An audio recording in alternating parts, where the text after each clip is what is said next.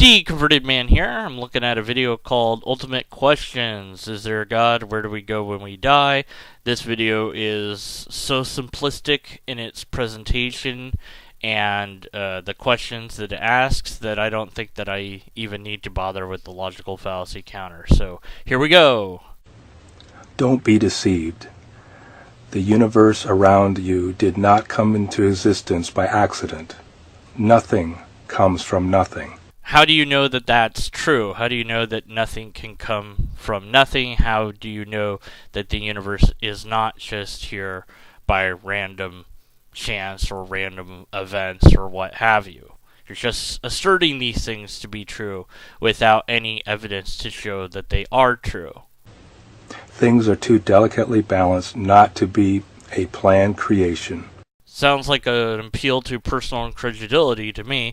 Well, how else do I explain all this? It seems so well delicately balanced. It has to be created. How else do I explain it? That's just asserting what you want to be true as being true. It's not giving an actual argument and or evidence to point out that that statement is true. You just don't see how it could all come together any other way than the way that you think that it's come together. But that doesn't mean that you're right. It just means you're appealing to your own personal incredulity, thinking it can't be anything else but this. It's an argument to and from ignorance. We are not the inhabitants of a 1 in a trillion multiverse. How do you know that? That's a big claim to make. Where's your scientific proof to back up that claim? That just happens to be perfectly balanced to support life. Well, this is the weak anthropic principle. It's so well balanced for life, but then if that was true, we would find life everywhere. But we haven't. We haven't explored that much of space or planets yet, although we're doing that thanks to science. So this idea is basically, well, the universe is made for us, which is very much egotistical. Perhaps life arose because the universe happened to have the things that allowed life to arise. The universe allowed us to come into existence. It didn't plan for it. It didn't care about if we did or not, but here we are. But what this does is reverse all of that. And stable laws of physics.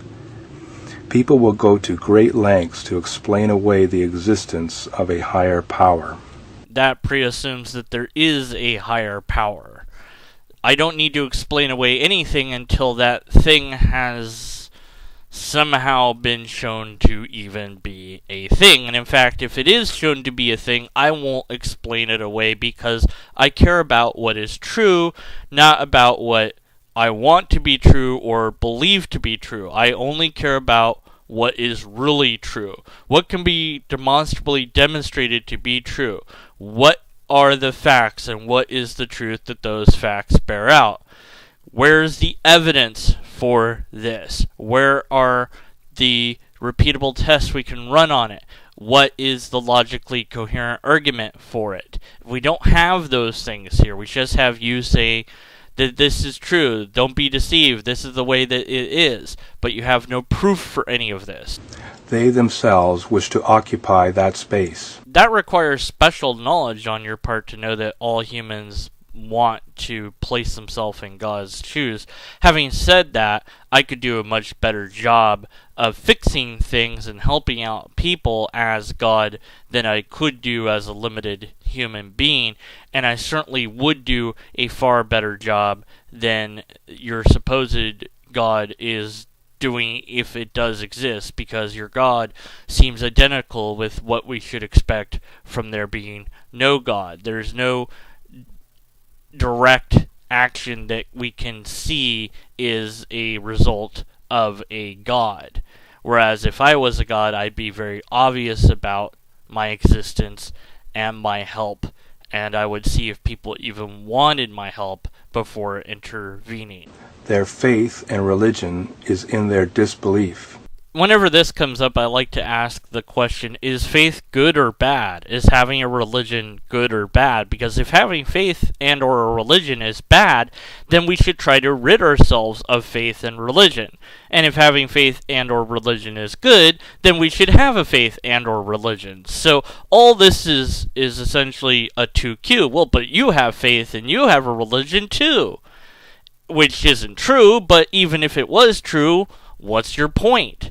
You have to still demonstrate that it's false then, or you have to demonstrate that yours is true. One or the other. We're still back on square one. But the fact of the matter is, we don't have faith and we don't have religion. I don't believe in this deity. You do. Similarly, you probably don't believe in a lot of things like leprechauns or fairies or goblins, orcs, or dragons. However, you do happen to believe in a god that's different from the goblins, orcs, and dragons. So, that doesn't require faith for you to not believe in goblins, orcs, and dragons. Neither does it require faith for me not to believe in God. I don't have enough faith to believe that we and the rest of creation are accidental. And this brings us back to, is faith good or bad? If faith is good, then it's good that I have more faith than you do. And if faith is bad, then it's bad that I have more faith than you do. And I should try to have less faith. In fact, I should have less faith than you do. And you're essentially saying that you still have faith in God, so I would try to have less faith than it requires to have faith in God, which I don't know what that is, but whatever that is, that's what I would want to have, since having faith is bad. So it's not believing in God, and it's not believing in God, it's something else, whatever that is. I don't know what that is, but I must try to do that, since having faith is a bad thing. Of course, again, I don't have faith that there isn't a God, I just don't have any faith at all. I have facts, I have data, I have reasons to think that certain things are true, and reasons to be skeptical of other things. So, without any empirical evidence or repeatable test or logically coherent argument, I have to be skeptical of a God claim, just as you are probably skeptical of every other God claim made except for the particular God that you think actually exists.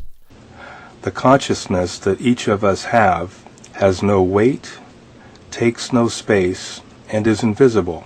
Oh good, duality, here we go. Yet it has incredible power. Everything begins with a thought. Your pet cat or dog might think that the house that they live in was always there. They take it for granted. It doesn't enter their minds that a superior mind thought of a design, drew a blueprint, and constructed the house. Hopefully we know more than our pets. Yeah, that's a bad analogy. Just bad. Humans have more sophisticated brains than animals, and so we're able to comprehend things that animals aren't. But basically this is trying to say, I guess, well, you're smarter than your animals, you're smart enough to know that your house was designed. Okay, but see, you're dumb if you don't know that everything else was designed. See, you have to be even smarter to figure that out, right? So I'm really smart because I figured out that everything was designed by just, I don't know, appealing to how else could I all be here other than to be designed. That's how smart I am. I'm not going to check it out and see if that's the truth. I'm just going to think that I figured it all out. I'm really, really smart. Yeah. That's called sarcasm. So, moving on. However, by ourselves, we do not have all the answers to the mysteries of the universe. Oh no, that's so terrible. We don't know stuff about the universe. How horrible. What are we going to do? Well, either we're going to pretend like we already have the answers from some book, or we're going to go out there and investigate and find out what is true. I think I'd rather go out there and find out what is true rather than thinking I already have the answer. Given the choice between religion that doesn't change and adheres to doctrine and dogma over investigation into what's real, and science that looks into what's real and admits when it makes a mistake, I'll go with science every single time. We can't see or touch our own consciousness. I'm going to go along with this analogy. We can't see or touch the data contained on a flash drive. So how much more is there that we can't see or touch? Well, I guess it'd also be the data on my computer itself. I can't see or touch that. A sound is only a sound when it is perceived by an ear. Otherwise, it's just compressed air molecules. If there is no consciousness to perceive something, does it really exist? Yes. Yes, it does. If it exists, then it exists, despite the fact of somebody being there to know that it exists. Bad philosophy 100. I don't know, but when you think about it, would it really matter either way? Without consciousness, the question could never be asked because there'd be no such concepts as something or nothing. Oh my word, I agree with him on something. Wow. Yeah, if there was no consciousness, there'd be no concepts. Okay. I do know that there is too much order and understandable disorder, equal and opposite, for the universe not to have guidance. Well, you might believe that you know that it's true, but as far as whether or not it is actually true, you don't have anything to show that it's actually true. Therefore, you have a belief. There are balances and cycles to everything. Energy can neither be created nor destroyed. Our consciousness will spend eternity somewhere. And here's where the data on the flash drive and in the computer metaphor finally pays off. Yeah, maybe it will be stored somewhere for a while, but eventually it will become corrupt because of time. Or it might get erased. And once it's erased, it's gone. Forever. Period. If I erase the data on that flash drive or destroy that flash drive, or I erase the data on my computer and or destroy my computer, it's gone. That's it. The end of it. There is nothing more. It doesn't survive that. The energy required to put data on my flash drive does not equate to that the data on my flash drive will survive me deleting the data on the flash drive. Similarly, the data inside my brain will not survive the death of my brain. Unless you have something to demonstrate otherwise. The struggles and simple pleasures of our daily lives can keep us from considering deeper issues, such as where we will go after our bodies die. Well, obviously that's not true because you're sitting there having supposedly considered this question in despite of whatever struggles you might be going through. So, no, it's simply not true that we don't stop and ponder these sort of things.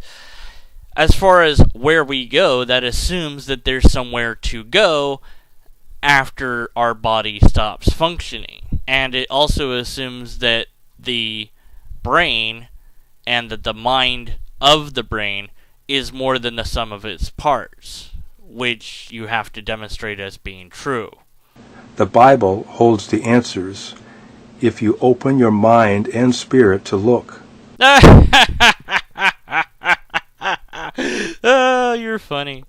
Yeah, if you open your mind and your spirit to look, then you'll find it. So see, if you don't find it, then you really didn't open your mind or your spirit hard enough to look. This is a great get out of jail free sort of card, scapegoat sort of thing. Well, you just didn't pray and try hard enough. That's why you didn't find God. No. See, here's how I did it. Instead of looking at the Bible to see if I could find God, which I had done for many years, I decided to see what evidence there was that the Bible was true, say. And then when I found none for that, I stopped believing that it was true. So rather than assuming that it's true and reading it and pretending that it's true, I went to see if it was true and found out that it wasn't true. But you want us to do the exact opposite. So I could just use this idea for anything. If you read the Lobsterist book with an open mind and an open spirit, you'll discover that it's really true.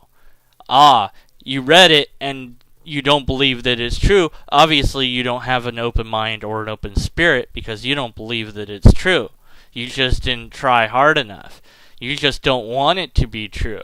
1,500 years worth of writings by 39 authors that all point to the same Savior. And you don't know your biblical history, so no to all of that. With hundreds of prophecies already fulfilled. Actually, no prophecy is actually fulfilled, but even if a prophecy was fulfilled, that doesn't necessarily mean God done it. There's no other book that comes close. That's simply untrue, and that's an assertion that any religion can and has claimed. Your Creator designed you and knows you better than you know yourself. More assertions without any evidence or arguments to support them. How do you know that there's a creator that created me, and how do you know that it knows more about me than I know about myself? And if that is true, then this creator knew that I was going to be a skeptic, and knew that I was going to reject the notion of a creator eventually in my life. So, what purpose do I really serve then? I can't believe in this creator. Why did this creator create me? Take some time and consider these things. Ask questions of whoever posted this, and maybe they'll be able to point you in the right direction. Well, that's what I'm doing with this response video. I'm asking all sorts of questions as I point out the problems that you have in this video. But you're probably not going to point me in any direction that I haven't already looked at before or seen or heard somewhere else. Here's all I want from you. Empirical evidence or a repeatable test and or a logically coherent argument. If you can't or won't produce one of those three things, then I have to be skeptical of your conclusions. God bless and happy Resurrection Day. And the rest of this video is talking about Easter, so I'm not even going to bother to cover it because I don't care enough to do so. Alright, so numerous logical fallacies here. Basically nothing but assertions without anything to back it up. There's no multiverse. How do you know that? This isn't all by chance. How do you know that? You were created. How do you know that? The creator knows more about you than you do. How do you know that? The only thing that is ever pointed to in the entire video is the Bible, which you have not demonstrated to be true. So that's circular reasoning. So as I said, my question is, what empirical evidence do you have? In this video, you offer none. What repeatable tests could we run on these ideas? In this video, you offer us none. What logically coherent argument do you have for any of this? In this video, you don't have any. And unless and until you have a logically coherent argument, I and everyone else has to continue to be skeptical of your conclusions.